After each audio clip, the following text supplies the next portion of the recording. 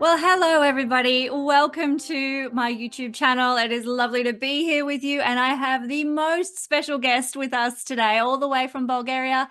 I have Krasi Attasio with us. Krasi, thank you so much for joining us. Thank you, Kesenya. My pleasure. My pleasure. For those who don't know Krasi and I have worked together on the Astrology channel on occasion. Krasi also has the most amazing YouTube channel. If you haven't checked it out, please head over there and have a look at her incredible videos. So Krasi and I have been talking Thank you.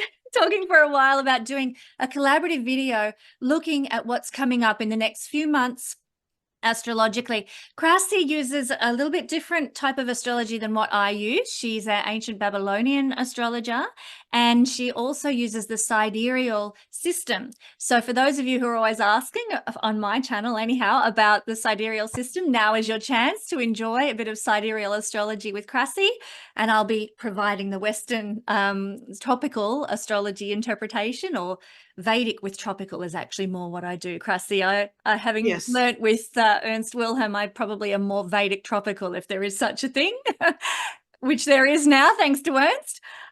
So that's how we'll be working. Where would you like to start, Krasi? Do you want to share perhaps a bit about what you've been looking at in the sky? Yes, Kesenya, thank you. This was such a beautiful introduction.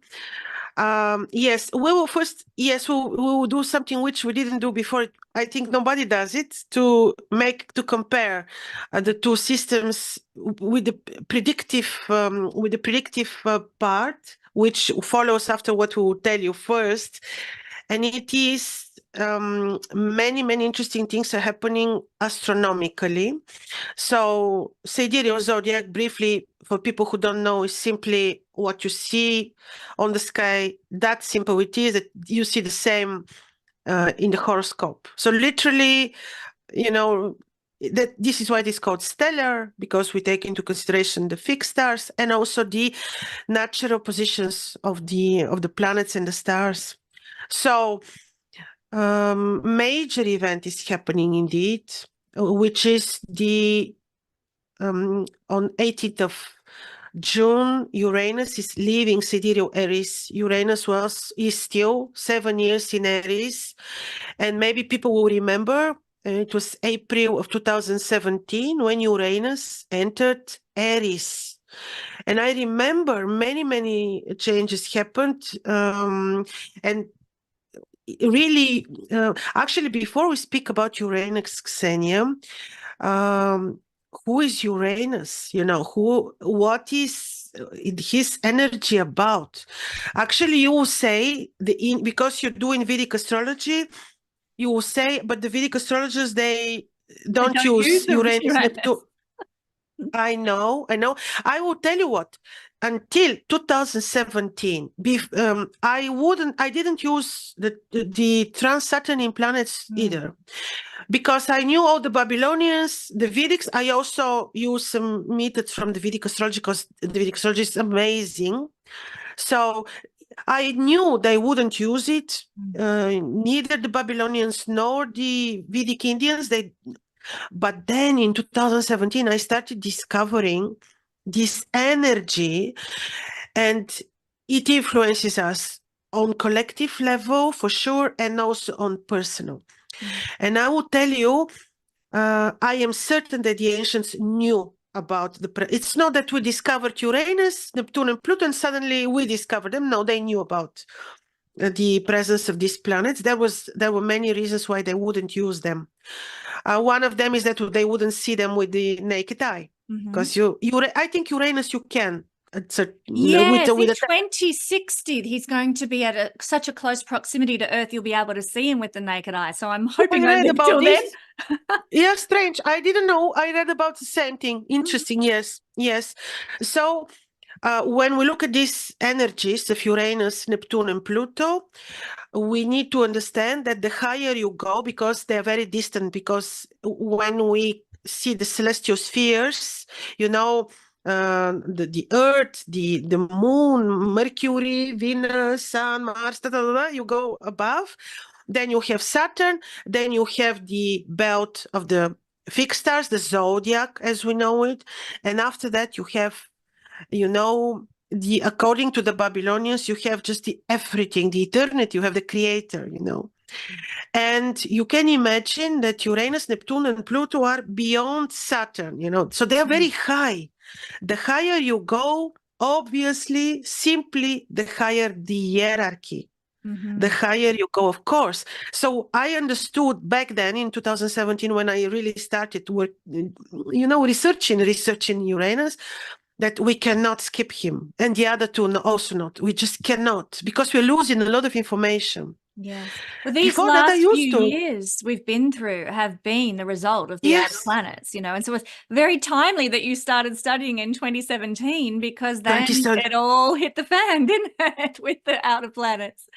Very, very. You remember also 2020, you had Saturn Pluto conjunction for, doesn't matter which zodiac, they were together. You saw what suddenly the changes for the world. And yeah, so yes, so Uranus, the ancients, you know, the energy of Uranus would be seen, described in a very similar pattern in the Babylonian mythology, in the Greek, and also in the Roman, and maybe in the Vedic. I never read the Vedic story, but maybe, yeah, maybe you know it, the Vedic people know it. But the energy is such that we're talking about, and when you also research the Babylonian cosmology, Uranus is, and it is, by the way, flat Earth cosmology. It's another topic. Let people don't get Let's not go there. We'll save that Let's for not another go day. there because yeah, some people will very much be against. But anyway, so you have the, you know, it is Uranus goes above the, you know, very on a very high place as Anu, An, and on the sky you have the three celestial paths, Anu and Liu and Ea, and Anu An or Anu is holding a very, very important middle position on the sky. And these paths are used for predictive purposes, especially when it comes to mundane, you know, information. So he is the god of the sky, Anu, Uranus, Anu. He is having highest number because they give specific number of the gods, 60, which means very, very high hierarchy.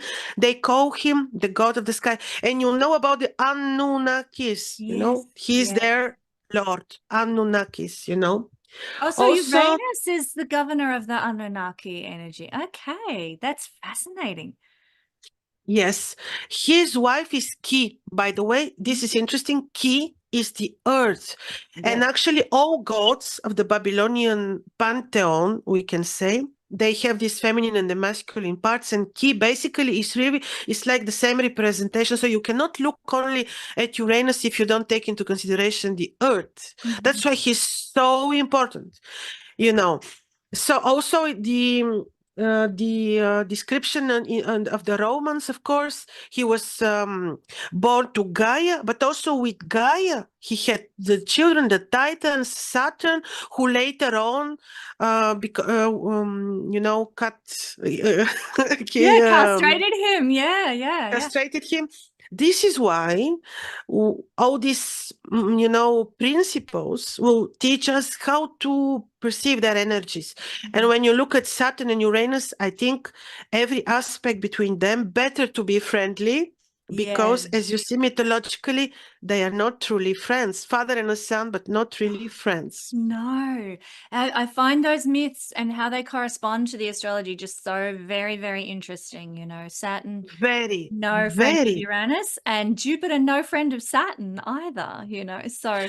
Exactly. The same model was repeated with Jupiter. Yeah. But see, their family, and Uranus is grandfather, and you know, is his grandfather of Marduk, of Jupiter. So they're family, but they don't love each other indeed. Yeah. So better to have Uranus in your horoscope in a friendly relationship with both, with Jupiter and with. Yes.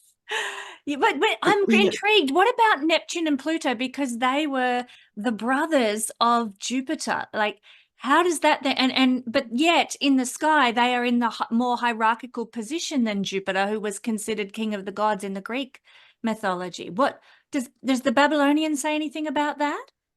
No, Not very really. little. No, very little.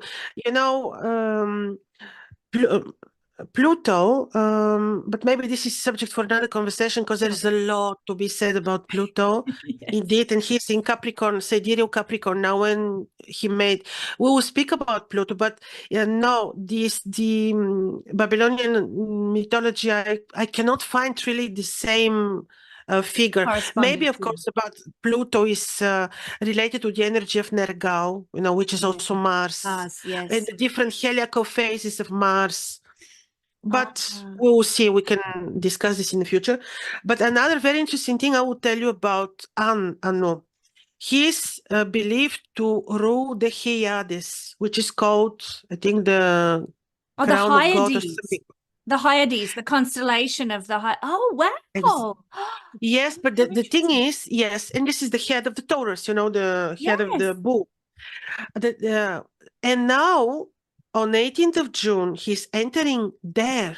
So I think he will not be that, mm, evil. He's No. entering place which he rules. If we really Oh, understood well the mythological, not the mythological, but the translations from Akkadian, because this is very tricky situation to translate from Akkadian. If this is truly so, we will see, but Uranus should not be that evil in Taurus, because he has oh, certain abilities. that is so encouraging because, from the tropical perspective, Uranus has been in Taurus for almost coming up to 7 years now. And or probably he's moving out in 2026. And everyone's been like, this is his fall because, Scorpio is related to astrology, Uranus rules astrology, Taurus is his fall, blah, blah, blah, is the general gist that you'll get from Western astrology. And yet, what you're describing is so much more hopeful, when he's in Taurus, he's in his rulership, and it makes more sense because if he was partnering with Gaia or Gaia, as the earth energy, and Taurus is the Yeah, earth sign, yes. they have a correspondence, they have a unity when he's in an earth sign. So obviously when he's in sidereal Taurus, then he's visibly in that earth sign, and that makes sense. Like, I hope you're right. It gives us hope. Well, see, Kesenya, but there is also another thing which is why I very much disagree with this.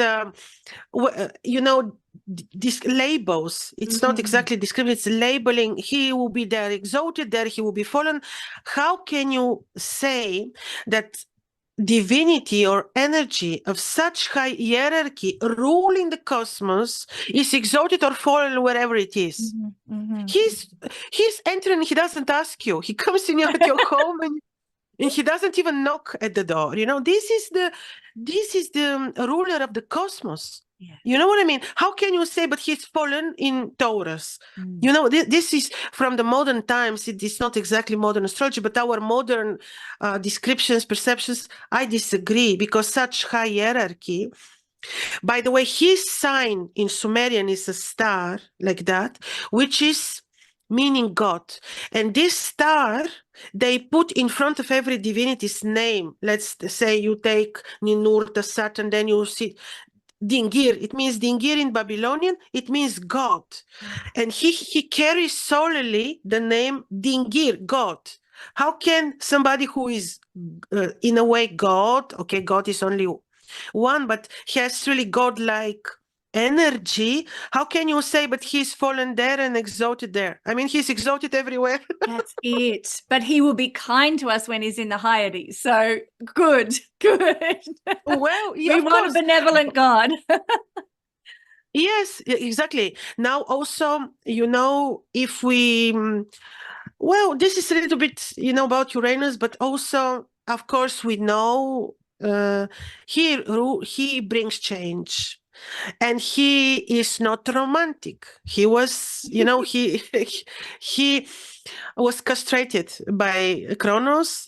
He's not romantic. He's just entering and straight to the deal. But yet, out of his castration came the most romantic of the bunch. Ah, How does that work? Ah, yes, yes. You know, Aphrodite or Persephone came? Aphrodite came. Aphrodite. Yes. Yes, exactly. See, that's the thing. That's the thing. So you see, we need to be with open mind when we look at Yeah. this. Very, very, very. Here was the cosmos. What is the remedy for people who be afraid? Of course, connect with the cosmos. Yes. Yes. No, You know, and my teacher before was saying, "Oh, Uranus is kind with astrologers. Why? Because we look at the cosmos." that's right. That is right. And therefore most astrologers will have some kind of strong Uranus usually in their chart too. Very important is Uranus in the chart of astrologer. Mhm. And also, you know, because of Ki, the earth, or, you know, Gaia, for harmony, for balance, connect with the cosmos and with the earth. Like, do your agriculture, do your, not because you are afraid that difficult. I didn't like recently, people are fearing others. Oh, get your own land because difficult times are coming. No, get your own land because we're entering times of Aquarius energy, which are exactly that. The good vibration is connect with the cosmos, connect with the land. The low vibration is connect with IT, with the Yeah. artificial intelligence, you know. So Mhm. it's about that, not Mm. about being afraid. Yep. And Uranus in sidereal Taurus will be an emphasis on the connection between the sky god and the earth god again. I love going out with my family to look at the stars, and we lie on a blanket on the ground and look up at the star. And it's there's something about Super doing that. wonderful. It's so uplifting. We come away feeling lighter, more empowered because we've joined the two, I feel, the combination between earth and sky.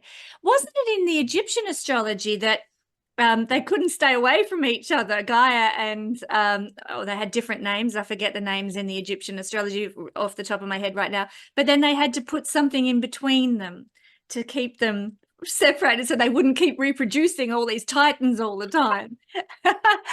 Is it Newt? Newt might be. I don't know. I didn't know about this. Yeah, so my partner David is out in the backyard at the moment. Otherwise, I'd get him to come and explain. But it was very interesting. Oh, here he is. Sorry. This is my Let partner him say. David. Hey, hi, nice to meet you. Nice to see you. Nice to meet you. Yeah, Nice to meet you, I'm David. about to Hello. go out and do some recording before the sun goes down, but I Yes, heard you say my name. Yes, the Egyptian astrology of the sky god and the earth god, and something being put in between Geb them. Was is the Geb? earth, and Nut is the goddess of the sky. So Geb, Shu, and Nut. So And Shu Shu is the air, and he's standing with his arms up like this, and then in the Nut iconography in Egypt to Mhm. keep the sky god and the earth god from apart. Yeah, to stop so them that there'd procreating so so there'd be much. room for life. So they had to. Ah. So Geb, Shu, and Nut. It's a very famous. So Uranus, actually, who represents Uranus in the Egyptian mythology? I didn't understand. Oh, right. So in So who's in the the sky god? Egyptian, they do have many different pantheons, but in one of them, it's Geb is the earth. So he would be the male, but he corresponds to Gaia, and Nut is the sky, and she's female, but she corresponds to Uranus or Uranus. Mm. Oh, see, they all have their similarities. Yes. Everywhere on Earth.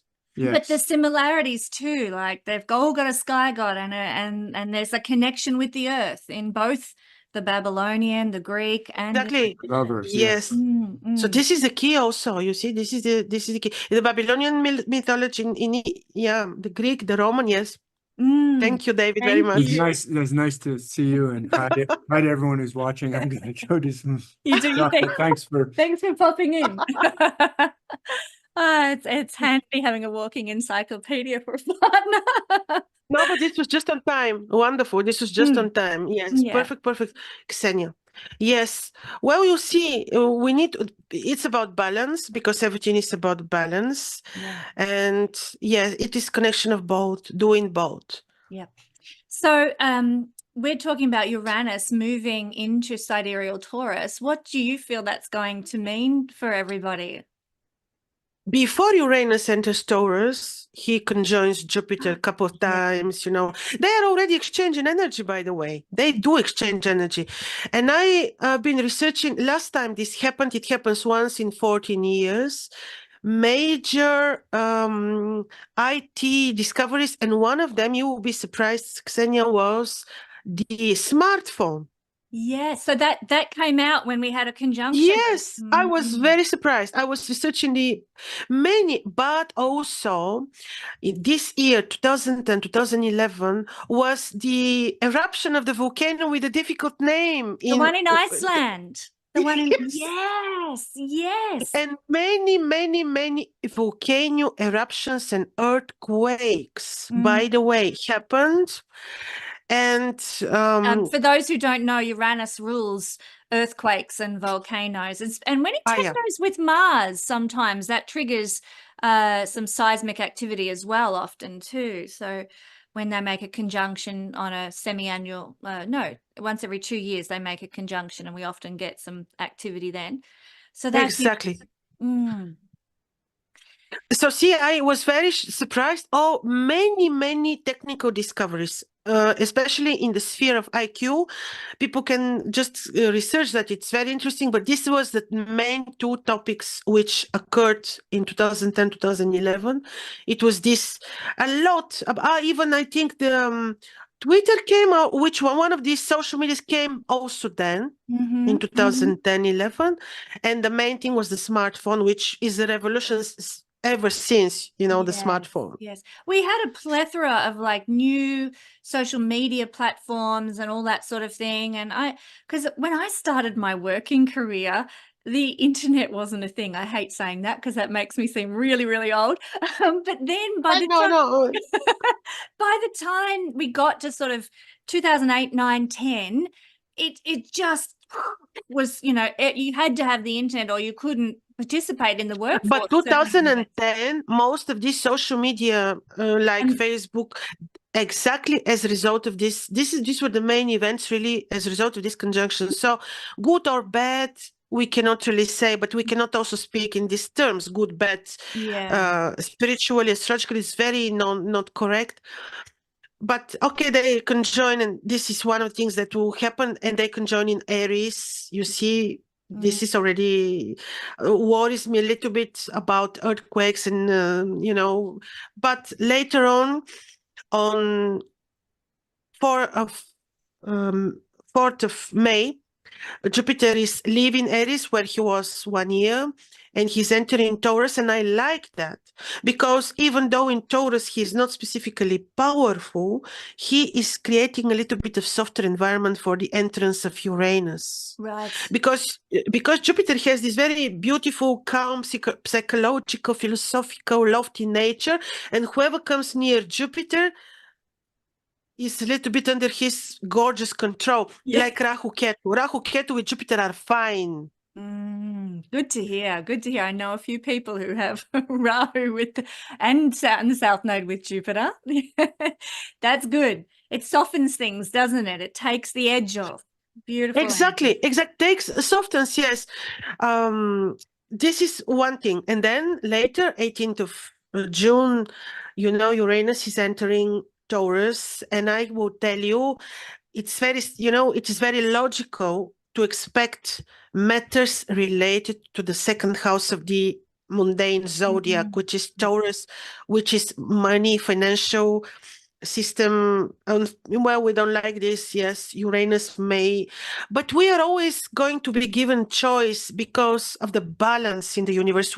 Yes, they will come up eventually with this new financial limit in us system, which is so unfortunate, but there is also this very high vibration, you know, of Uranus, which is about connection with land, connection with the cosmos. It's not going to be that terrifying, no. Also because there is always balance. I don't think that only evil. Yes, now indeed, you know. I'm just wondering, like in the sidereal, certainly in the tropical system, we've got Pluto in Aquarius, and then in 2026 we'll have Uranus going into Gemini, and Neptune moving into Aries, they'll be making what we know as a bisextile between the three key outer planets, which is, I think, going to bring an energy of benevolence on the planet, gentleness, because these three planets ruling the subconscious realm, ruling our, the collective consciousness, are going to be, yes, in sort of the masculine signs in tropical, but generally speaking, like the bisextile triangle is good energy, blessed energy, where we get opportunities. If we take them and we use them, we can succeed and flourish.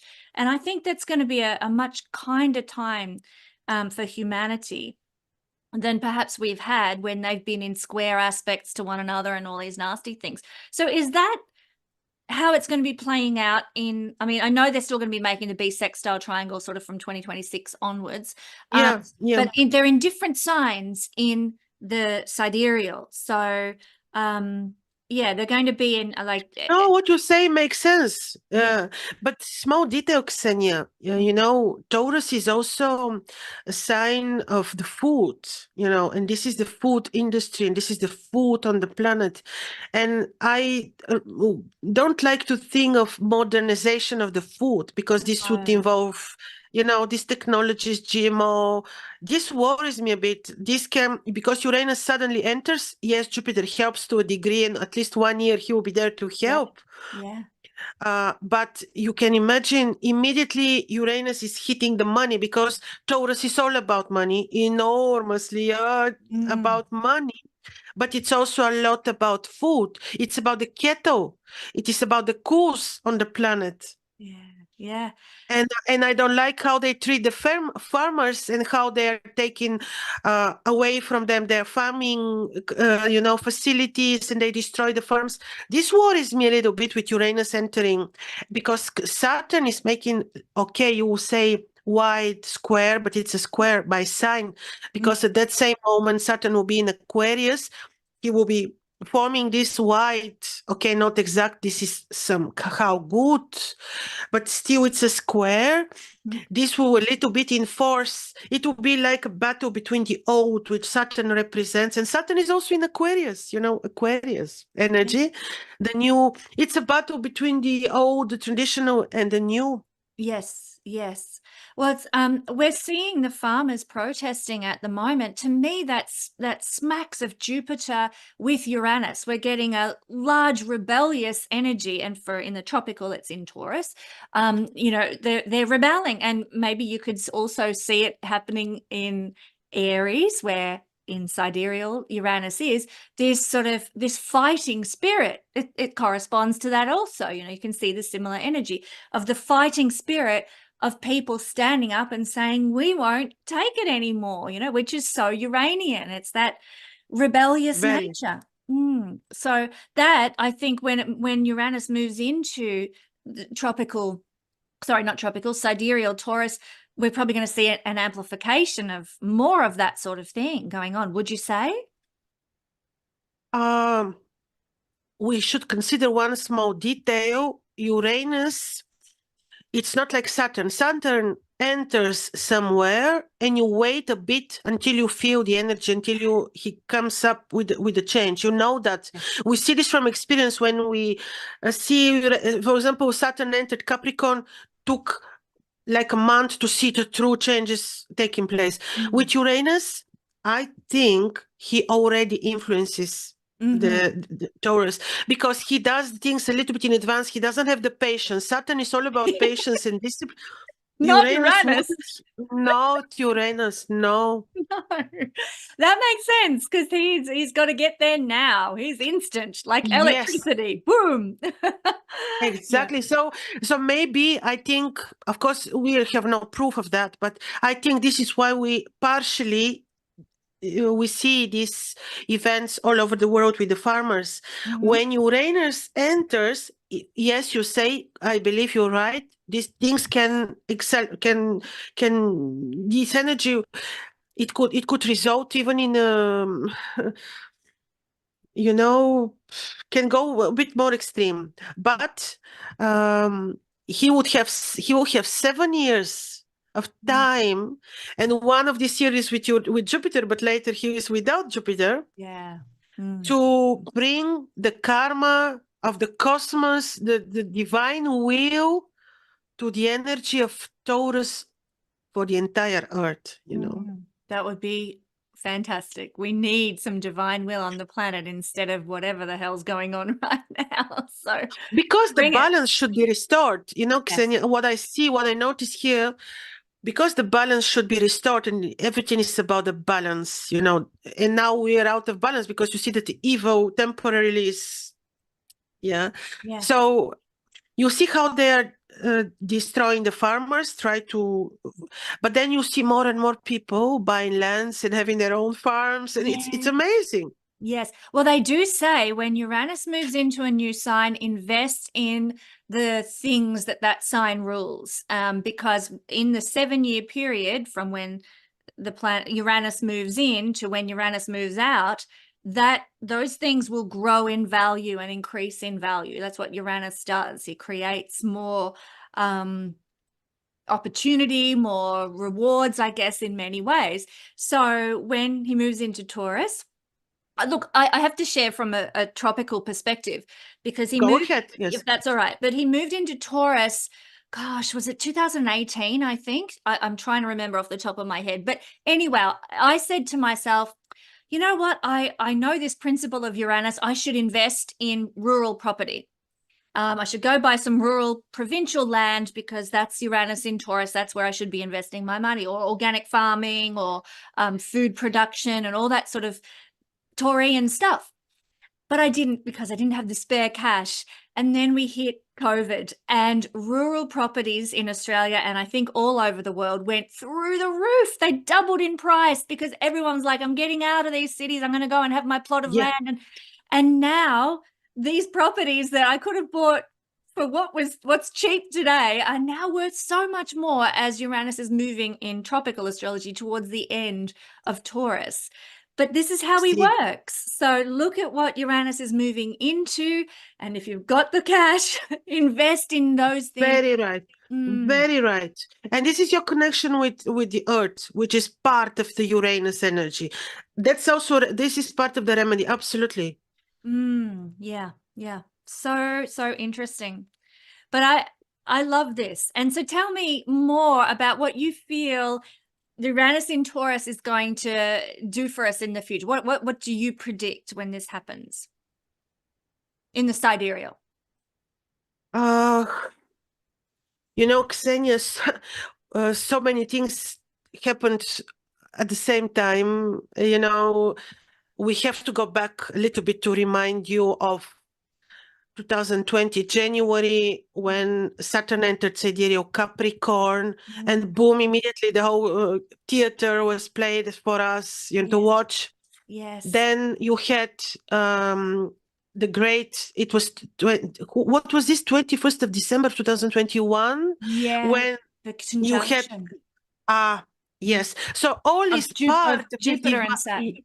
Exactly. And it was not the usual one, which is every 12 years. It was the one which was like, they would look as if they're one star, maybe the Star of Bethlehem. We don't know. I doubt this a little bit, but it has divine energy, certainly, because it happens very, very, very rarely to have this image of one star, you know. It happened, so you're talking about them being at not only the same zodiacal, I should get my words right, degree, but at the same declinational degree as well. Yes, when they were looking as if they were one star. Remember, it was on the 21st December 2021. It was beautiful. How often does that occur? Is there a cycle of that? Extremely rare. Extremely rare. Back then I was researching 800 something years happened before us, and that's why they say maybe there was research that I've been searching, reading, that this might have been also the Star of Bethlehem, which announced the birth of Jesus. Yes, could but be. It was a morning star, wasn't it? It was, the conjunction was coming up just before the sun, if I recall correctly, from a couple of documentaries I've seen. I don't remember. I remember it was so cloudy back then in Europe, and I couldn't see it. I was trying, many people were trying, we couldn't see it in Europe. It was, I think, on purpose, there were these chemtrails and stuff so that we don't see it. That's interesting, because isn't the Babylonian astrology very much visible astrology? And if there's cloud cover over the astrological phenomenon, it has certain omens. Do you want to share perhaps a little bit about Yes, that? unless Kesenya, it was not orchestrated by the humans around. Because if this is a natural phenomenon, yeah, you can say it's an omen. Unfortunately, we couldn't see this great, unique conjunction.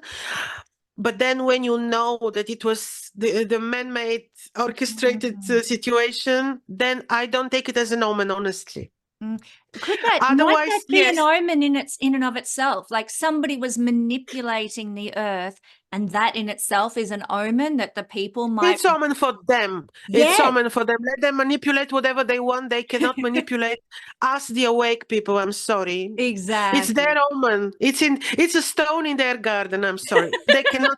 I knew already then. I knew, I was looking so much forward because I was making also talismans on that day of Jupiter's, the unique, conjunction. Yes, and I knew it's so unique, and I was thinking if now there will be bad weather, and because the day before it was a good weather, so if the weather will be bad and if there will be too many clouds, I don't take it as an omen because it was orchestrated omen, so it's not an omen.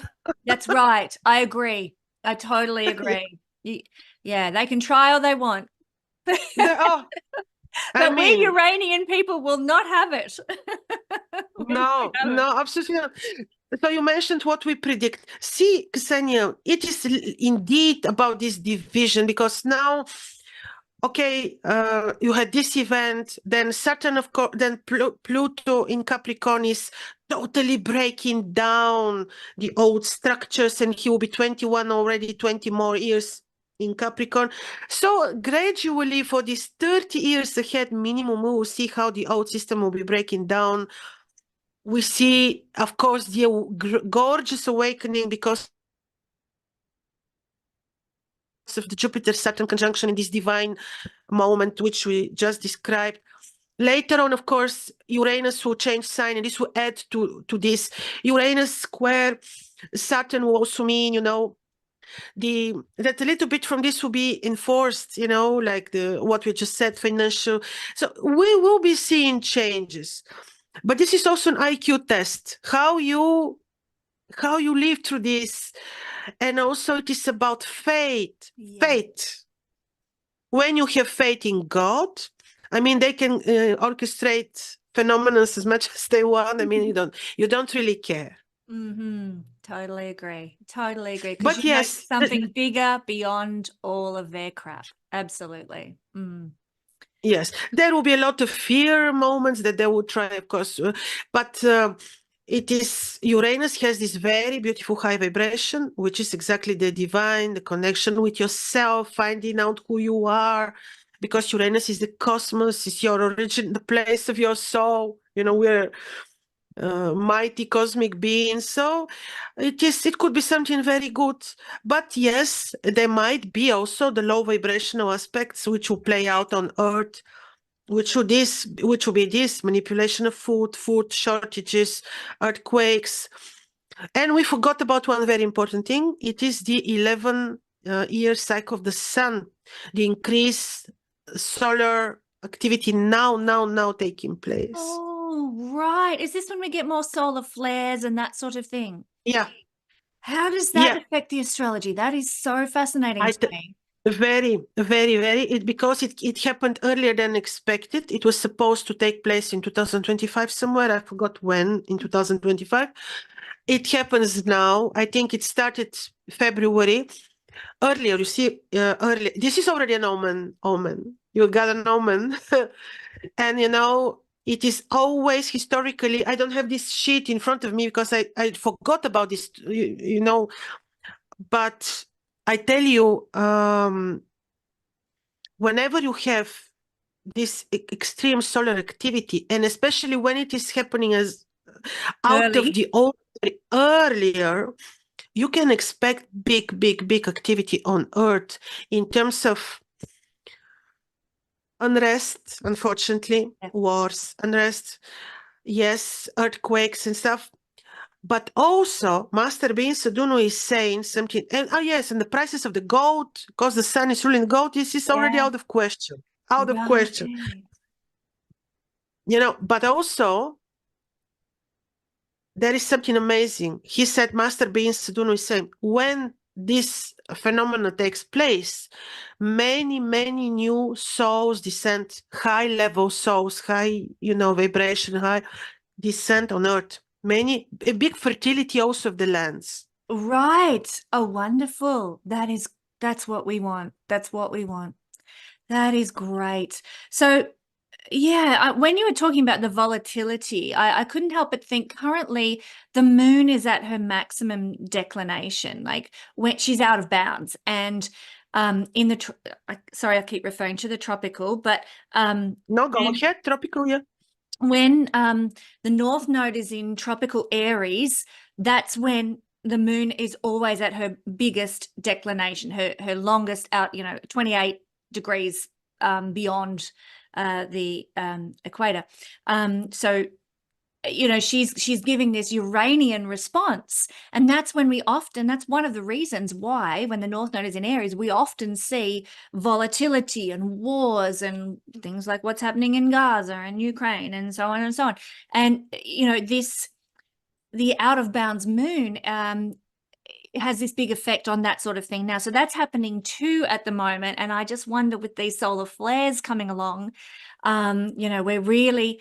we have to be so careful. And look, this is not astrological, but I had a channeling done a number of years ago where the channeled entity or person that was coming through was saying, if humanity can last until 2026 without going into a world war kind of situation, there's always skirmishes, it seems, but if they can avoid World War III, by 2026, the consciousness of humanity will rise exponentially.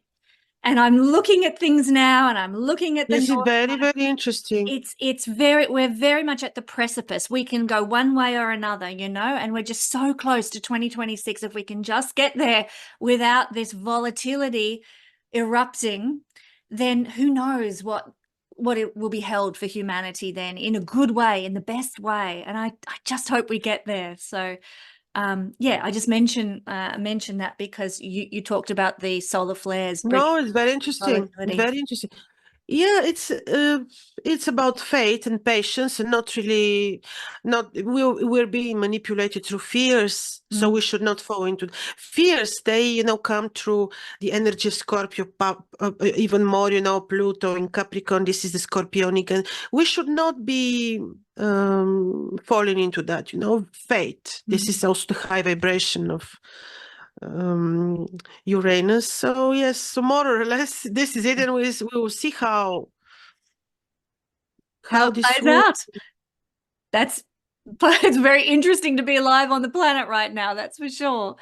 But we have some very interesting things coming up in the next few months. We've got the eclipses that are going to be occurring. That'll be particularly the 8th of April eclipse in America. That's going to be a big one. And then we also have the equinox coming up as well. That always resets the planet in a way with the new chart for the coming 3 to 6 months through the equinox reset.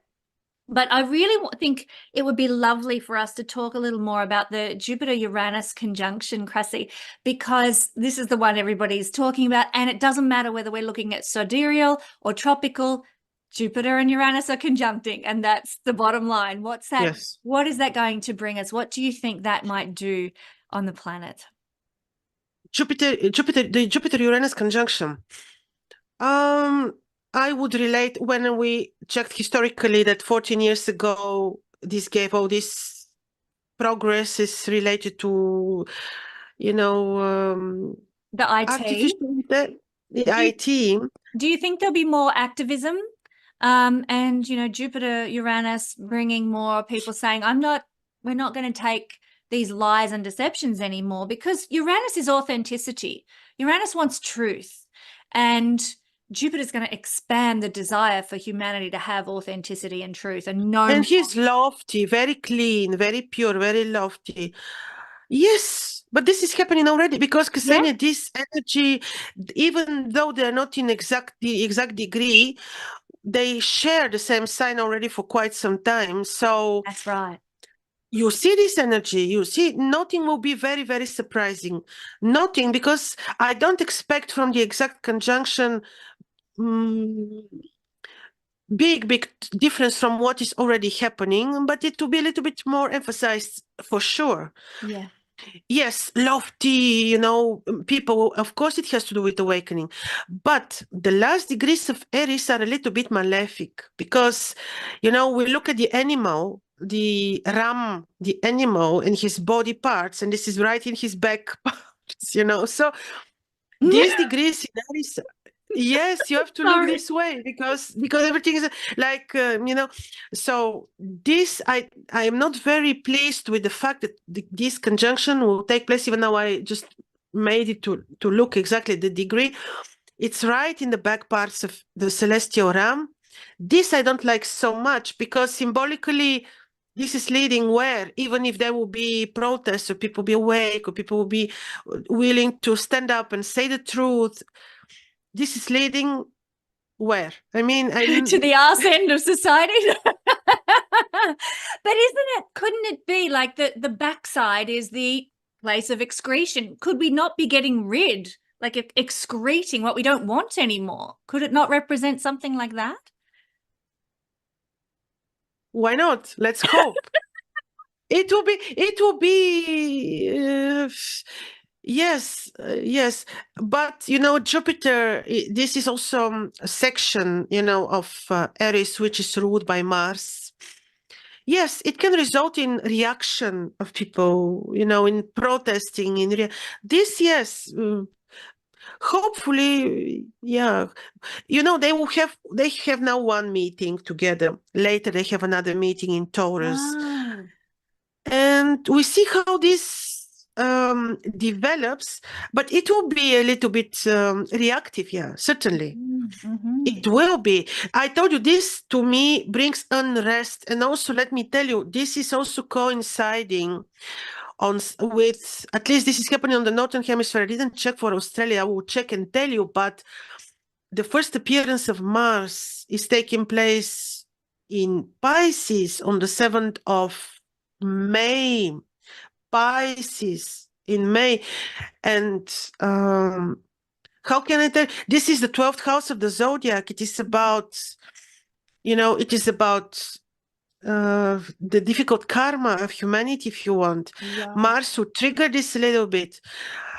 I will remind to you well, we don't remember, we're not that old, but in the Second World War, you know, I'm not that Mars, yes, Mars also rose. I think it was I tell you, it was, now is 7th, I think back then was maybe 4th or 5th of May, I don't remember, but again, also in first week of May it was. Mars rose, it was 1945. He rose heliacally for the first time also in Aries. What happened? In some parts of the world, the war stopped but continued in the others. So there was a shift. There was a shift. But before that, the conjunction between the Sun and Mars happened in November and happened in Libra. It is more about reaching some consensus because of Libra. But now the conjunction in November happened in Scorpio. Oh, secrets and secret Yes, societies. yeah, exactly. So we cannot hope so much for peace. There will be a lot of unrest. Let's be absolutely clear about this. It's sure, because of this Uranus, you know, in Aries, in a martial term with Jupiter. Yes, people will be lofty. They will be brave, beautiful souls which will stand up, but there will be unrest. And also with the Mars rising in Pisces. Yes, Mars in Pisces of course, in Pisces, he's very, you know, the martial energy in the water. You know, it is quite hard to predict. The Piscean energy and Mars there, it's hard to predict. But Yes. as you see, historically, it didn't immediately bring peace. It brought change in the war placements, if you want. Now, I don't like this so much. It can bring lots of fugitives or people running out of their countries, or it will affect natural disasters. 12th house of the zodiac, you know. It will activate the bad karma of the humanity in general. So we will be going through times. You cannot even say this date to this date because these events pile one after another, and it's hard to specify the dates. But I can tell you that after the eclipses, which the first one now, 24, 25 March, then you have it 8th of April, then you have this activated already. We will start seeing things happening. Okay, so the eclipses are like the jumping off point or the trigger point. Okay. I think so. Right. So interesting. Yeah, particularly that 8th of April eclipse, the full moon, the solar eclipse rather, over not full moon eclipse, the new moon eclipse over America is going to be very potent. Oh, yeah. Yeah. Very, very, very interesting. And 5 eclipses in total. It's a lot. I'm glad to hear you say that, because a lot of people have been saying to me, there's only 4 eclipses this year. And I'm like, no. There's 5. Look at your astronomy. There's 5. 5. Do you know? I know. I also get this. So why you say 4, 5, there 4, no, there 5, of course. I was doing some research the other day, Krasi, on number of eclipses that have occurred each year. 2037, 7 eclipses will be occurring. 7. I'm just like, Kesenya, when we had 7, remember? When we had 7? We had in 6? 2019 or in 20? Did we? I thought it was 6. Oh, God. 6? Were they 6? Oh, they were 6. Sorry. They were 6. And then They were 6. And I'm just like, how can we cope with 7 eclipses in 1 year? This is hideous. So that's the maximum possible. 7 per year. Incredible. It's going to be quite the year, 2037, I think. I don't want to think about 2037 No, already. it's too far away. There's too much going on now to be. We have enough for now, please. Exactly. Enough on our plate. Absolutely.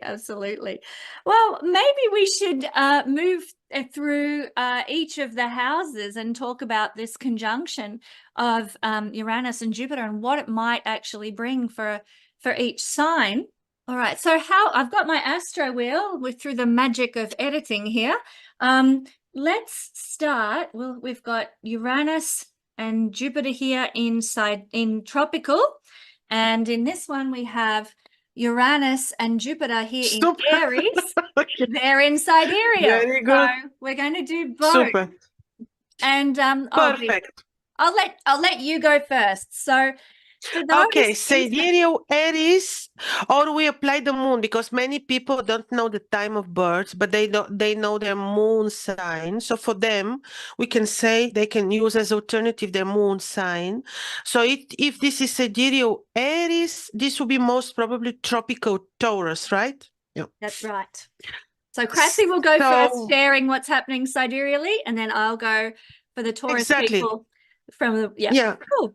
And people will see it will be very similar. Now, in sidereal Aries, on 18th of June, Uranus is leaving your ascendant, and maybe this will be, I tell you, this will be relief for them. Yes, they will have this very revolutionary conjunction, Jupiter Aries, and for them that can serve very creative, in a creative way, like can really be very good drive for creativity. I think it will be something good, because in the meantime, it forms sextile between Mars, Saturn no, it will be only Saturn back then, from Aquarius. So this can be very, very productive in terms of creativity, even financially. Later on after June, Uranus leaves their ascendant, relief, maybe it was very stressful, especially in the beginning of 2017. So it will be relief, and Uranus for them will start making large, immediate almost changes related to their finances, money, relationship with family roots, like they may have really some need to improve relationship with family roots, and financially almost immediately they will face changes. Can be also related to, of course, the food habits also, because of the sudden nature of Uranus, you know, the throat a little bit, they may need to be a little bit more, not to be prone to be careful, to not to be stressed, to be very calm, to just to accept the possible financial changes. Right. So interesting. So that's for anyone who is Aries rising or Aries moon. That's what you can expect when we have a conjunction of Jupiter and Uranus, and then Uranus moving into sidereal Taurus. Yes, that's right. That should be around this side. Moving into sidereal Taurus there. I'll get it right. In the tropical, and I'm just going to focus on the conjunction of Jupiter and Uranus here. Probably talk more about this in coming episodes on my channel as well. But this is going to be a time of new beginnings for many Taurus rising, sun or moon people. But really you're going to have a hunger, I feel, for freedom, a big drive to be free from anything that holds you back and that doesn't feel authentic and true to you, Taurus. You're going to want to be liberated in some area of life. You might even want physical liberation in the body from certain circumstances, you know, maybe some limitations you might have been feeling in your body, health-wise or weight-wise or something like that. The conjunction of these two will cause you to want to break free of any physical limitations. You might even feel a bit rebellious if you've been feeling mistreated in any way from anybody in your life. There can even be a desire to break free from feeling trapped. So it's really an energy for getting out of a rut and making big changes to your life. And that can happen in any area. Could be career, could be relationship, could be home and where you're living, because this will aspect by square the 10th house, the 7th house and the 4th house, ruling all those things. There can be a real shake up for people, especially if you've got your ascendant degree around 21 degrees or your moon or your sun at 21 degrees of Taurus. Moving back to Krasi, which way do you want to go, Krasi? So we have sidereal Taurus, or this will be tropical Gemini Taurus. Now for you, the interesting times, very intense, very powerful, come for you after mid of June with Uranus entering your sign. This is very, very interesting, very strong energy. Better be very spiritual, do spiritual practices, really. Yes, connect with the nature, with the sky. And this can have impact on almost every area of your life because this is ascendant, you know, quite key angular point. You may need to be a little bit more patient in your romantic life with your partner. This can impact also your career.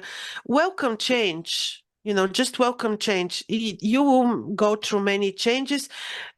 Make sure that you're not worried, that you welcome them, because sometimes there is a small, there is a small crisis because we have to let go the old so that the new can enter. And the new is usually the right one, the good one, you know, from also spiritual perspective. Yeah. Beautiful. Kesenya, tropical. Yes, me tropical. So this is our sidereal. We've just done sidereal Taurus. Now we're going to have a look at tropical Gemini, and we're looking at Jupiter Uranus conjunction, and then the 12th house is very much about breaking free from old thought patterns and self-sabotaging behaviors. You know, can really have a psychological breakthrough now from any area of life where you've been limiting yourself or martyring yourself or not allowing yourself to step forward. So that can be very, very positive, I think, on a personal level for people. Really, this conjunction could expand your horizons and help you move beyond old past conditioning from a past life or even from early this life. It can help you particularly for any Gemini people who are more open-minded towards life. You know, if you're open-minded, then Uranus can do, you know, he's got fertile soil to work with and can help you break free from any previous limitations. So some of you Gemini people might be getting some solutions to some very old problems, I think, through this conjunction. And back Yes. to Krasi, we've got Gemini sidereal, yeah. Cancer tropical. This would be Gemini people. This conjunction happens on your 11th house. This can be financially very interesting, can even, you know, can bring good results. Also, of course, this is going to be followed up by Uranus entering your 12th house. Of course, 12th house in astrology is a lot about the difficult karma that we need to pay off. It is related to, it's our secret place when we do our, yes, own spiritual, private work. So in this sense, this can bring big changes for you, can introduce to your life different spiritual knowledge, practices, philosophies. Can also, 12th house is somehow related to abroad. There you may have change, but also you may need to be responsible for your health, especially in the beginning. Uranus can teach you, if you're with open mind, like Kesenya said, you can really benefit from new health techniques, knowledge, you know, can make you very, very knowledgeable in terms of health and healing and helping others. And so this was for people with ascendant Gemini. Sensational. So if you're a sidereal ascendant or moon Gemini, this is your 11th house conjunction and Uranus moving into your 12th. Thank you, Krasi. Okay, now this, where are we? Oh, I've gone for a walk here. Trust my wheel to do that. We are looking at tropical Cancer for the same energy of the conjunction of Jupiter and Uranus. It's falling in the 11th house. So some of you might get some sort of breakthrough or windfall even, because the conjunction of Jupiter and Saturn can be very benevolent in a financial house like the 11th house, where you might be receiving a promotion or some sort of accolade or some award of some sort, might get some financial remuneration for the work that you do, the work that you are doing in the world, might get noticed by large groups of people as well and get recognition on a large platform, say on the internet. That kind of thing is very likely with Uranus ruling the internet and the 11th house having associations with the internet as well, and Jupiter expanding that sort of thing. So there can be financial windfalls and promotions. Usually there might be with regard to friendship groups and friends, which are seen through the 11th house as well. You might be attracting more unusual people into your sphere, people who are quirky or genius or interesting in some way. It's also possible that you might get involved in some sort of activism and you know, sort of what we would call rebellious, but what I think is actually awesome. People who are ready to stick it to the man and stand up for truth and freedom. Bring it on. Okay, Krasi, we've got sidereal Cancer now, which is putting the conjunction in the 10th house. Let's go. Conjunction in the 10th house, this can be revolutionary in your career place. But just to say, sidereal Cancer, this will later be tropical Leo for Kesenya. Now, this conjunction takes place in your 10th house. This, you see, we had to say maybe in the beginning, this is quite general because it depends how your Uranus is placed in your horoscope. And how Jupiter, of course, is placed, but this can be a little bit revolutionary in your career. You can really have sudden change, most probably on the good side, like something new project, new development. In this sense, could be good. Then on 18th of June, Uranus is entering your 11th house, and he will be reforming your money, relationship with children if you want, social circle, friendships. This will be big change in this area. Again, career related, work, occupation related, you know, because 11th house is related to gains and the good karma. So yes, for you, this doesn't seem to be dramatic for people with ascendant Cancer. Lucky Cancer, they get to maintain the status quo or keep They will be going. even relieved because it was very stressful to have 7 years Uranus on your 10th house. Yeah, because angular houses manifest in a more noticeable Yes. way. So Exactly. you've got some good things coming, Cancer. That's great. Okay, so moving from sidereal Cancer, we're going to look at tropical Leo, which is the same energy, not the same energy, but for the same, what am I trying to say here? The same degree. No, it's not the same degree. It's the same energy, but different system is what I'm trying to stumble across and get out. Okay.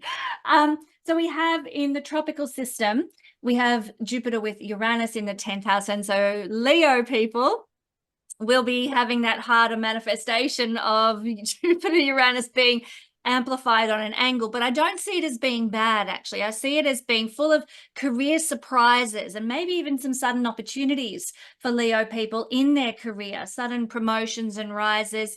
Uranus can be like a roller coaster, so it's hard to predict exactly what might happen, but Exactly. yeah, but Jupiter brings benevolence. So I'm hoping that there's an increase of benevolent opportunities and breakthroughs in career for many people. Some of you might even get some sort of inspirational idea for the legacy you want to leave when you're gone, because the 10th house has to do with the legacy that we leave after we go. Like the 4th house opposite the 10th is all about what we receive as a legacy from those who've gone on before, while the 10th house is the legacy we want to pass on. So you might get some genius inspirational idea for how you want to, you know, pass knowledge on, or some special invention or something like that, that you might want to leave humanity. So that's in a nutshell for the tropical. Let's go back to sidereal, and we're up to Leo in sidereal. So this is what it looks like, guys. You've got rising or moon Leo, and in the 9th house, you've got the conjunction. Exactly, in the 9th. Yes, yeah, it will have spiritual impact related to also knowledge, of course, studies. This can be very, very, very useful, very fruitful indeed, conjunction in a good place, because 9th house has good nature. Later on, the interesting things begins after 18th of June, when Uranus moves into the 10th house of people with sidereal ascendant Leo, and their work, their occupation, job, career will not be the same anymore. It will be big change, like big change. We shouldn't look at this with worries or negativity. I think change could be something very possible, like the old will go, new patterns, maybe projects, maybe opportunities will come. And this is weak because Uranus will be 7 years in the 10th house. Important is just to say, to be careful with their relationships, you know, partnerships, because this is square in the 7th house.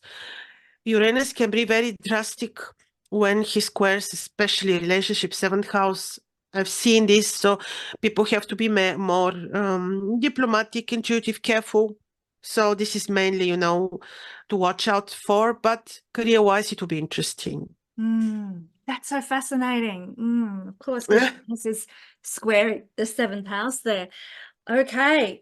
Tropical, and we are at Virgo, is putting the Jupiter-Uranus conjunction here in the 9th house. So this is a house of belief systems, like how you believe, your morals, your ethics, and you might have some rather significant change with these two conjoining there. You might, you know, come away from this period of time with a completely different belief system, something very alternative and very liberated from your old systems. In fact, this can be a real breaking free of family belief systems, because it's the 8th house from the 2nd, and in the Vedic system, the 2nd house is the family influence on you. So for many people, they might break free from their traditional family influence in terms of what they believe in and what they think. So it might be breaking free from some religious influence or ethics or morals that the family tried to instigate on you, that can happen with this particular conjunction. But really, you might also want to travel a bit with Jupiter being there, and you might feel free and liberated when you do. It might be a very empowered time to do a bit of traveling.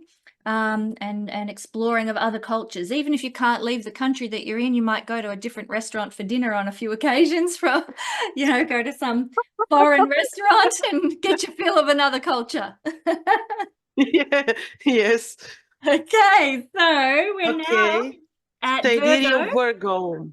for sidereal, and that is, as you can see here on the little chart, it's putting the conjunction in sidereal in the 8th house, and Uranus will move into the 9th. So what does that have in store? Yes, so conjunction in the 8th house, you may have resolution related to finances via unexpected sources or different non-traditional sources like inheritances, insurances, whatnot, you know, or there could be change in the money of your partner or money via partnerships. It's a little bit different financially way, but Uranus Jupiter conjunction there can bring a resolution, like things will be suddenly solved or the other way around, you know, a little bit depends. It depends on the placement of your own Jupiter and Saturn in your own horoscopes, but I see this indeed, like you mentioned many times, liberation, like more like some things will be solved and another page will be opened related to finances the way we describe them. Later on 18 June, Uranus in Taurus will be very good for you because the 9th house is very good and it will bring you amazing spiritual experiences. Like this can be, you know, like I remember when Uranus entered Aries, my 9th house, amazing spiritual experiences. Also, I would find spiritual information or knowledge that I wouldn't find before. It's like open door for spirituality, for knowledge, for studies. You may study things that you would never believe you would study. Never. I studied Akkadian, which I would never even, I didn't know what it is. Kesenya, when Uranus entered my... You have to tell me what it is. I'm not, what's Akkadian? See, that's what I mean. I didn't know it. But you know, then your educational interests would be surprising yourself, you know, very much. This is for people, you know, with Virgos, and it will be very fascinating. Maybe you would use different medias. Maybe you would travel a lot, or you would have interest in different you know, countries. It will be very much in this direction, and it is fine. It is good. Yes, in the meantime, Saturn in the 6th house, watch out a little bit for conflicts, disputes, health-wise a little bit, but it is more on the benevolent side, you know, with people with ascendant Virgo. Oh, lucky Virgo. Fantastic.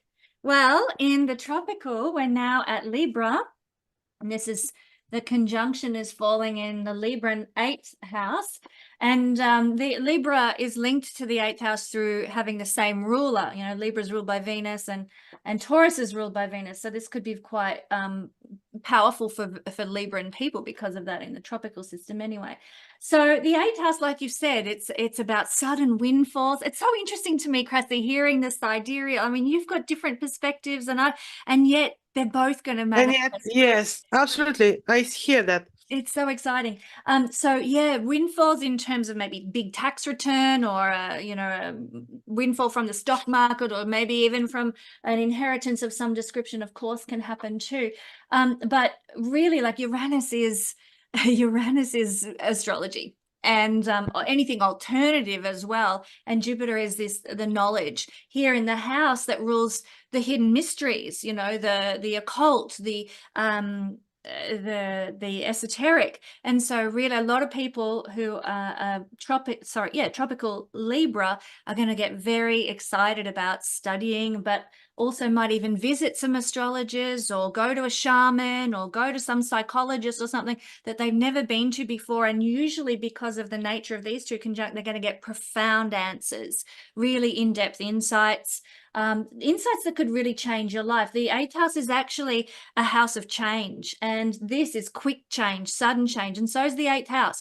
So for Libran people, I feel Libran people are going to go through massive change that it'll be change without regret.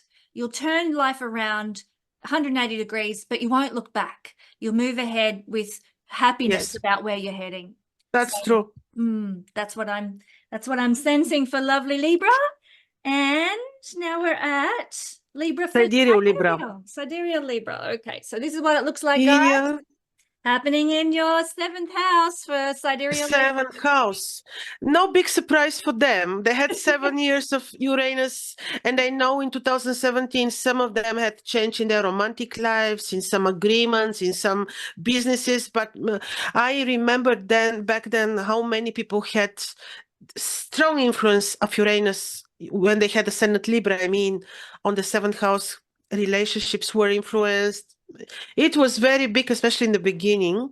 Now, this conjunction is a little bit more maybe testing the relationships one more time, but can give interesting results in businesses. Later on, when Uranus enters your 8th house, it can give results financially.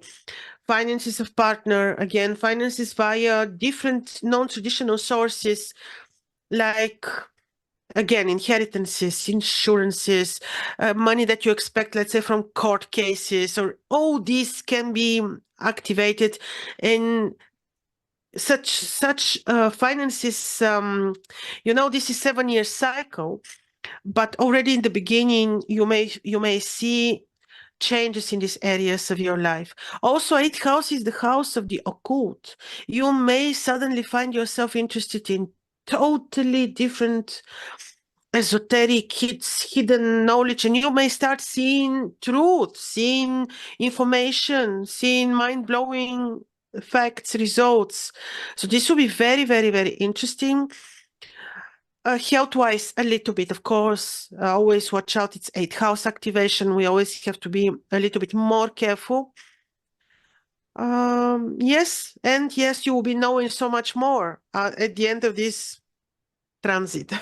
Yeah, brilliant. I'm loving this, sharing of knowledge. It's just so fun, Krasi. That's great. So this Yes.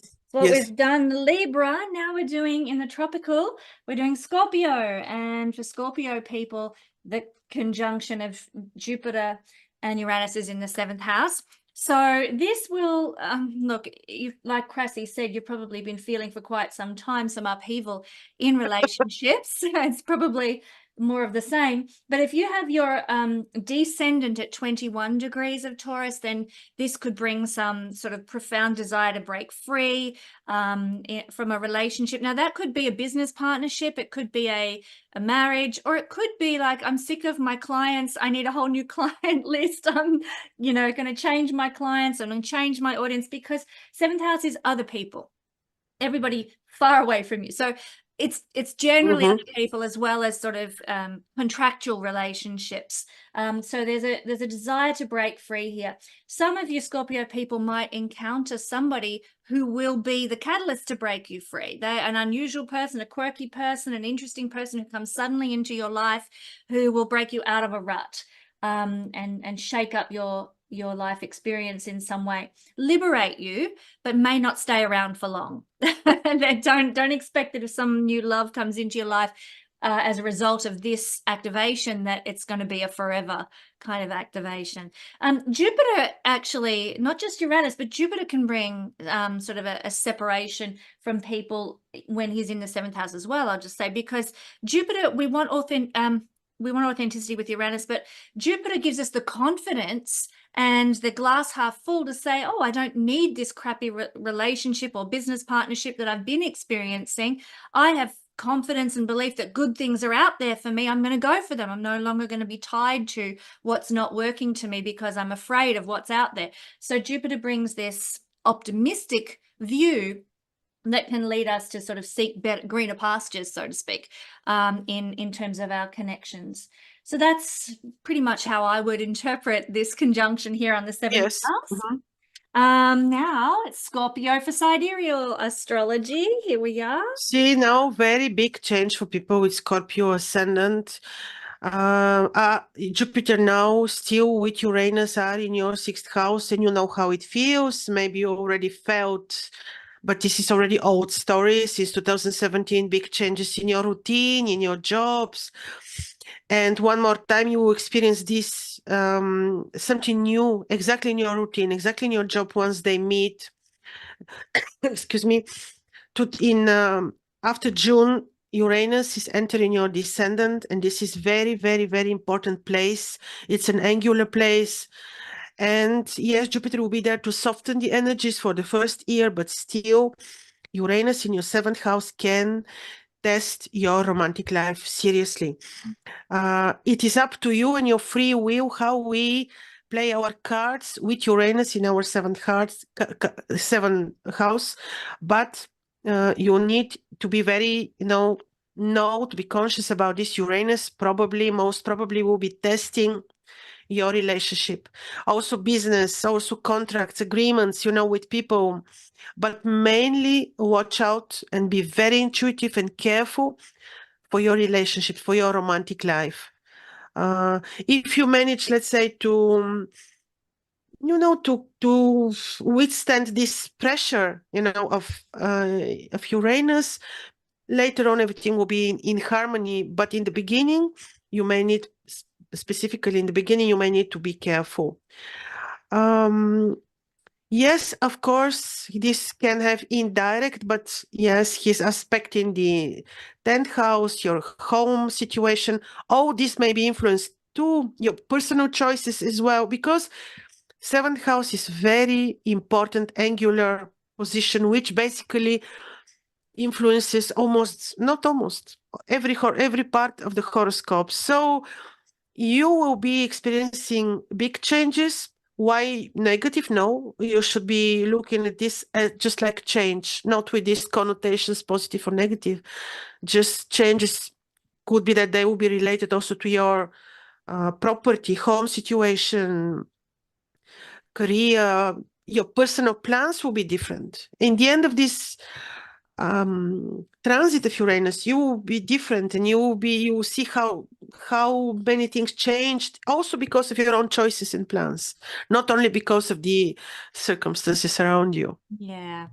I guess it should be said for both sidereal 7th house activation and tropical 7th house activation that if your relationships are authentic and real and free and true as you go into these transits, no, you're not going to lose what is authentic and real. It's only when things are not True. authentic. Yes, very good. Only what is really not, yeah. Yep. What's not true, Uranus says, no, I can't handle that. We need truth here. And so we're going to make it true. Very true. Yeah. All righty. So Sagittarius for the tropical system is having this occurring, the conjunction of Jupiter and Saturn in the 6th house. So there might be some breakthroughs with some old health issues, perhaps. This is the realm of the chart that has to do with health and well-being and sort of your routine. You could even find that your daily routine is shaken up and you have by the end of this conjunction, you have a completely different daily routine. You used to get up at 5 o'clock every morning, and by the end of this conjunction period, then you might be, sleeping in until 10. So big changes to routine, big breakthroughs with health. And even I would suggest maybe finding alternative health practitioners might be what comes of this, acupuncturists or energy healers, because Uranus is anything alternative and not mainstream when it comes to health practices, naturopaths, that kind of thing. And it's really good to seek out those kinds of professionals, because Jupiter is the guru in the Vedic system. So high level knowledge is Jupiter. It's actually a very genius combination, the two of these, isn't it, Krasi? They're both Absolutely. high level knowledge. Yeah. So, finding practitioners of an alternative nature, you will likely be very lucky in who you find, who can give you sort of a high level of alternative health knowledge and health wisdom, would be what I'd say for our Sagittarius friends. Okay, now back to Sagittarius. Sidereal. Yep, Yeah. and it's falling in the 5th house for the Sagittarius sidereal. In the 5th house, creative knowledge. This can be like a muse to create something, especially if you're a very talented person. This can be like new drive, new inspiration, like the muse. This can be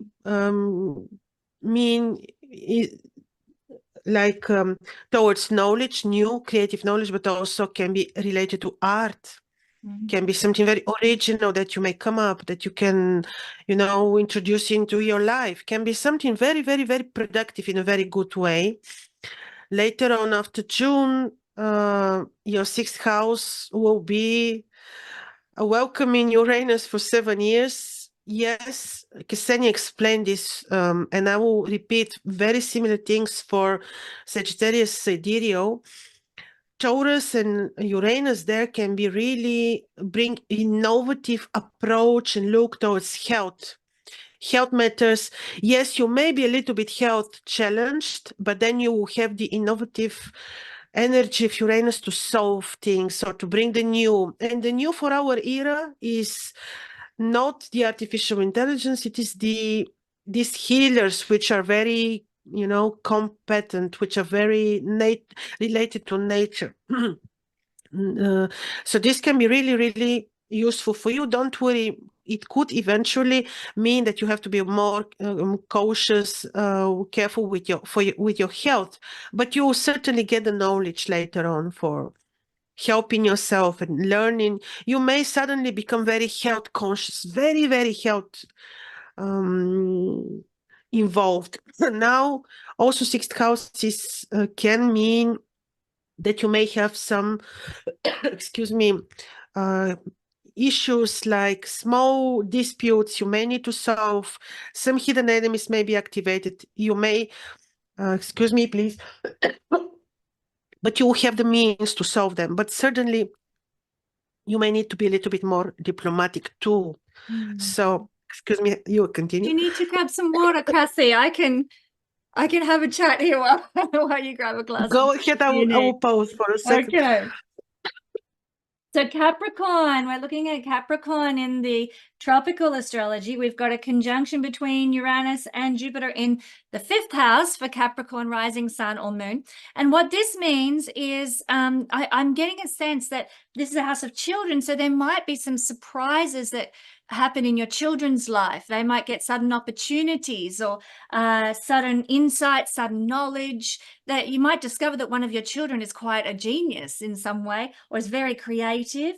I also feel there could be some surprising romantic experiences for some of our Capricorn friends. Oh, yes. Romance. So you might find that somebody suddenly rushes up and gives you flowers on the street when you're not expecting it, which is, of course, that would be lovely for some people. There used to be an old deodorant advertisement that had that happening, and I'm like, oh, as if that ever happens to anybody. So somebody might be inspired. In fact, Capricorn, you might get inspired to just rush out and give somebody some flowers or something, do something romantic for somebody else. Lots of romance in the air of a sudden sort of inspirational nature there. So yeah, that's really the gist of it.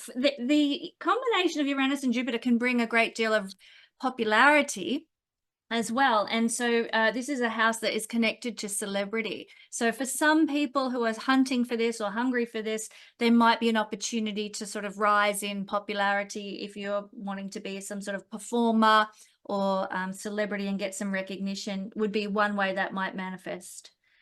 Okay, Capricorn for the sidereal. Capricorn. Okay. Yeah, in the 4th house, another angular one. Another angular one. Yes, Kesenia, this can these points sometimes can move, but indeed, you're right. The 4th house is very important. So they're meeting both of them in your 4th house. You already know how it feels with both of them, especially Uranus, for quite some time on your 4th house. Maybe since 2017, you had many property, real estate changes, relocations, whatnot.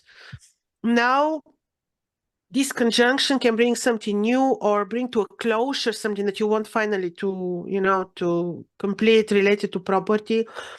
This conjunction can bring new project related to property, to your home. You may suddenly say, I will bring my business at home, or I will do these new things with my property. It can be many things. Once Uranus moves in your 5th house, well, then this is his place of creativity, creative knowledge. Yes, you said sudden romance, somebody rushing to you with flowers or chocolate. That's what I just meant. So yes, this can be so, but can also be very nice, and it can change your approach to art. Indeed, children also are ruled by the fifth house, so you may see them changing, like you will see them really suddenly changing, or you may see them interested in other types of activities. They will go through change, certainly with this placement. But the good thing is that the fifth house is the house of the good fortune. It can be related also to your finances. You may suddenly see new financial opportunities through creativity, let's say. So this can be benevolent placement because Uranus in such a good place will not be harmful, I believe. Good For news. people with Sidereal Sun and Capricorn, yes. Good news. Good news. Okay, tropical Aquarius, it's your turn. We have the conjunction forming down in the fourth house. So as Krasi said, yeah, changes to place of living, maybe moving house, could also look like renovating house. I would just say, Aquarius, check your electrical wiring in your home at the time of this conjunction in April, because Uranus rules electricity. And, you know, this is generally a benevolent, lucky conjunction, but it can be full of surprises too. Jupiter expands any electrical issues with gadgets, with lighting, with, you know, wiring and that sort of thing. So do double check your home if you've got any doubts about the electrics in your home.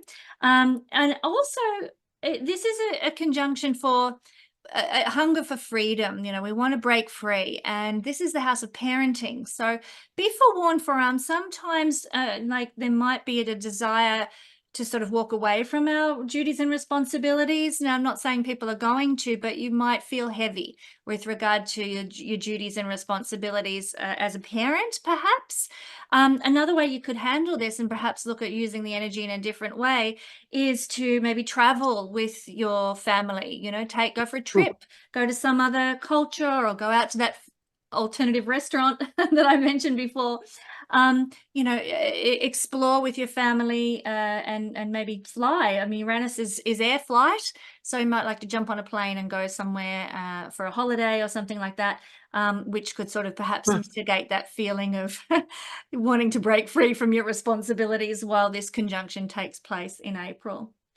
And now it's, my favorite, although this is sidereal, sidereal Pisces.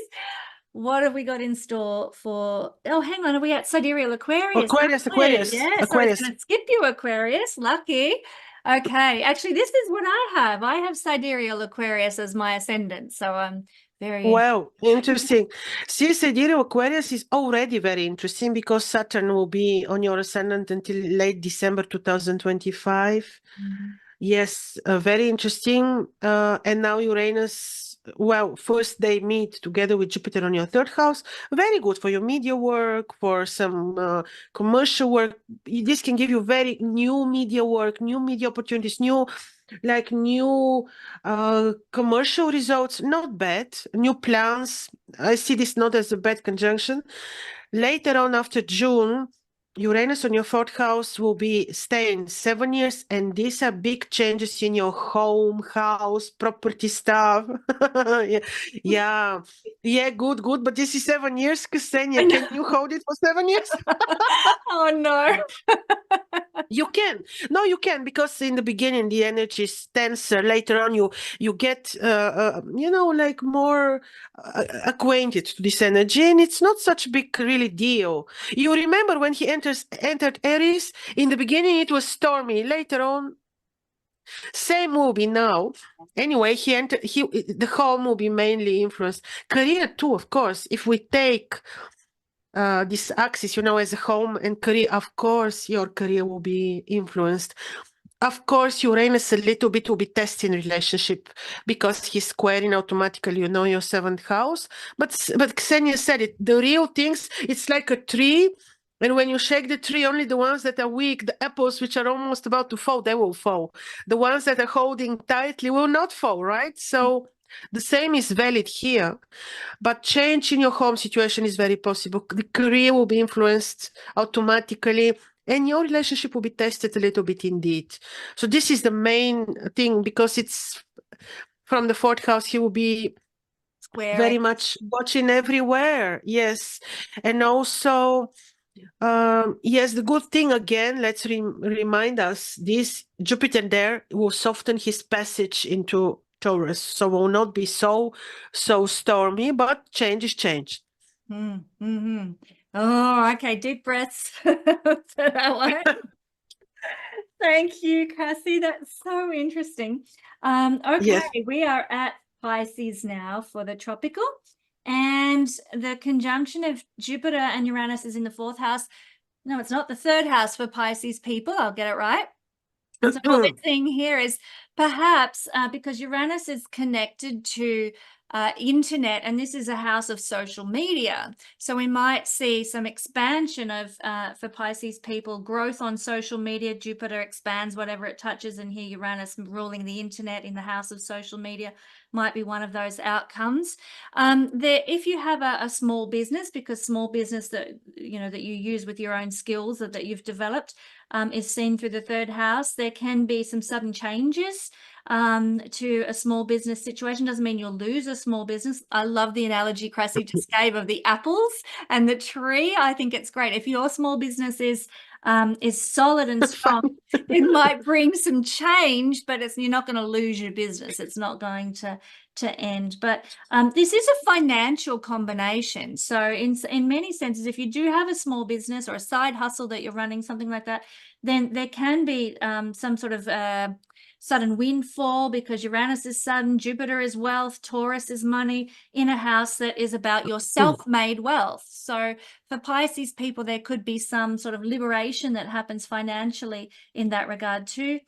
We also, in some systems of astrology, see vehicles here as well. If you've been wanting a new vehicle, that could happen, or you might change vehicles or get a lot of vehicles or something like that, because Jupiter represents having a lot of something, and you might have something really alternative, some sort of maybe an electric vehicle or something, with Uranus being in that realm of the chart, Pisces.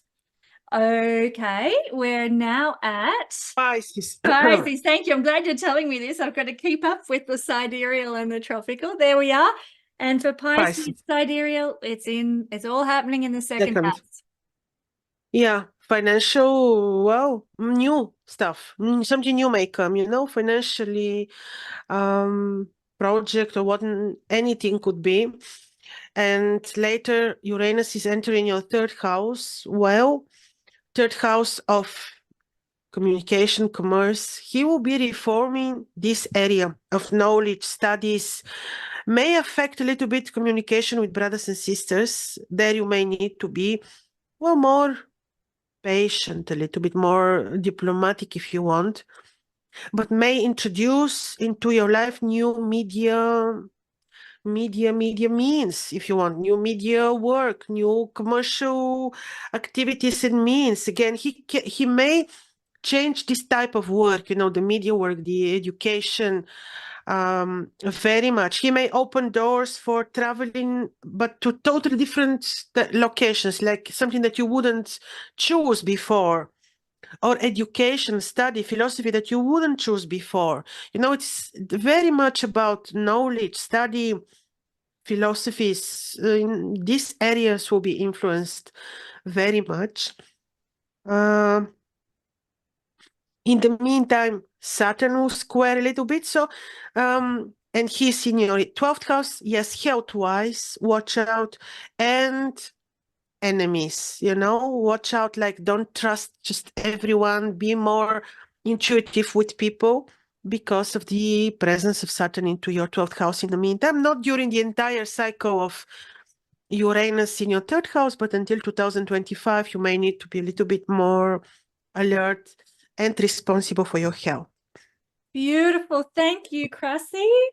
That is the sidereal zodiac done. So let's finish up with Aries rising, or sun or moon, for tropical, and it's happening for our Aries tropical people in the 2nd house, Jupiter conjunct Uranus. So there might be, again, we've got a very strong combination for wealth here, or money or resources, because Jupiter's the god of wealth. Taurus is connected to wealth, the second, or finances and materialism, and the second house is similar to that. So there might be, if you've got some money problems, there could be some sudden solutions to money problems that come your way. It doesn't necessarily mean a windfall. This is not a house of windfalls, but it can mean, aha, a light bulb moment. I know how to change my financial situation. I know how to get out of this rut that I'm in financially or materially. So that can happen as well. There might be, you know, you might be very inspired, Aries, to go and, you know, plant yourself your own veggie garden and get busy with in sort of some independent means of creating food, or joining a, I had this wonderful group that I discovered in my local community recently, who are growing, they've got a massive big orchard, and anyone who wants to come and pick fruit can sign up to pick fruit 1 day a week, and they will get free fruit. And they don't get pay, but they get 100 kilograms of fruit to use for if they sign up to do it for 6 months. And I'm like, everybody wins there. There's a sort of a very reformed, if you like, alternative way of handling food and food resources for the greater good, the good of the community, the good of people. You know, they're getting food, you know. Wonderful. It's wonderful. I love this idea. I'm so excited by this idea.